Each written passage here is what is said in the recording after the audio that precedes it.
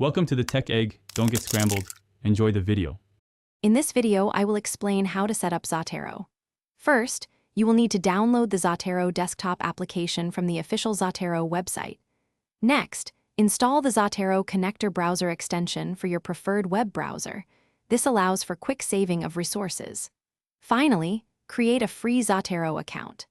This account is essential for synchronizing your research library across multiple devices and for accessing cloud storage options.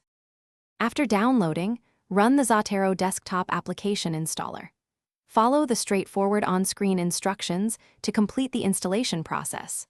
Once the desktop application is installed, proceed to add the Zotero connector to your web browser. This extension is crucial for capturing information directly from web pages. Remember to restart your browser after installation to ensure the connector is fully integrated and ready to use. With Zotero installed, open the application and access the Preferences or Settings menu. Locate the Sync tab and enter the credentials for the free Zotero account you created earlier.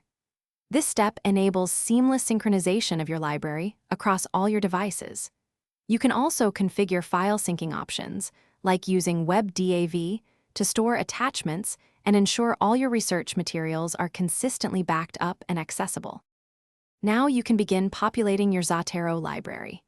Use the Zotero connector in your browser to save web pages, articles, and other resources with just one click. Alternatively, you can manually add items by inputting their bibliographic details directly into the desktop application.